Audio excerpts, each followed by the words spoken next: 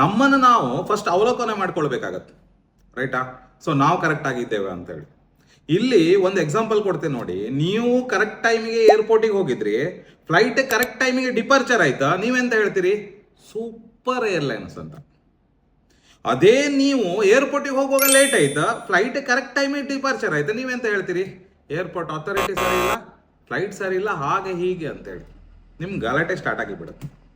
So ಇನ್ನೊಂದೇ, ನೀವು ಒಂದು ಆಫೀಸರಿಗೆ 500 ರೂಪಾಯಿ ಕೊಟ್ಟು ಕೆಲಸ ಮಾಡ್ಕೊಂಡು ಬಂದ್ರಿ, ನೀವೆಂತ ಹೇಳ್ತೀರಿ? ಒಳ್ಳೆ ಜನ ಮಾರ, ಹೆಚ್ಚು ತಿರುಗಾಟ ಮಾಡೋದೇ ತಪ್ಪಂತೇಳಿ.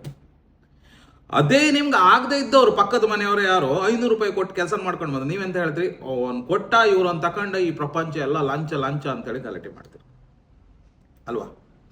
ಇನ್ನೊಂದು ಏನಂದ್ರೆ ಹೇಳಿದ್ರಿ, ಅಮ್ಮನ ಹತ್ರ ಒಂದು ಗ್ಲಾಸ್ ಆಫ್ ವಾಟರ್ ತರ್ಲಿಕ್ಕೆ ಹೇಳಿದ್ರಿ ಅಂತ ಮಾಡಿ ಎಕ್ಸಾಂಪಲ್. ನೀವು ಒಳ್ಳೆ ಪ್ಯಾಂಟ್ ಶರ್ಟ್ ಹಾಕೊಂಡಿದ್ರಿ, ಒಂದು ಫಂಕ್ಷನ್ಗೆ, CMOT ಫಂಕ್ಷನ್. ನಿಮಗೆ ಅಮ್ಮ ತಂದ ಗ್ಲಾಸ್ ಆಫ್ ವಾಟರ್ ಅಲ್ಲಿ ಒಳಗಡೆ ಉಂಟು, ಹೊರಗಡೆ ಉಂಟು.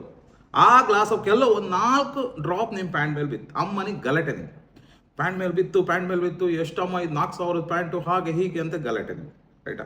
ನೆಕ್ಸ್ಟ್ ಅರ್ಧ ಗಂಟೆ ಬಿಟ್ಟು ನೀವು CMOT ಕೂತ್ಕೊಂಡಿದ್ರಿ, CM ಜ್ಯೂಸ್ ಹೇಳಿದ್ರು, CM ಜ್ಯೂಸ್ ತರುವಾಗ ಆ ಜ್ಯೂಸ್ ಗ್ಲಾಸೇ ನಿಮ್ಮ ಪ್ಯಾಂಟ್ ಮೇಲೆ ಬಿತ್ತಿ, ಪ್ಯಾಂಟ್ ಎಲ್ಲ ಜ್ಯೂಸ್ ಆಯ್ತು. ನೀವು ಆಗ CM ಹೋಗ್ತೀರಾ? ಇರ್ಲಿ ಬಿಡಿ ಅಂತ ಹೇಳಿ.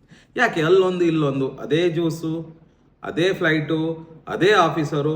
ನಾವು ಎಂತ ಗೊತ್ತಾ, ಒಂದೊಂದು ಸನ್ನಿವೇಶಕ್ಕೆ ತಕ್ಕಂತೆ ಇರ್ತೇವಲ್ವಾ, ನಮ್ಮನ್ನು ನಾವು ಅವಲೋಕನೆ ಮಾಡ್ಕೊಳ್ಳುವಲ್ಲ ಫಸ್ಟ್.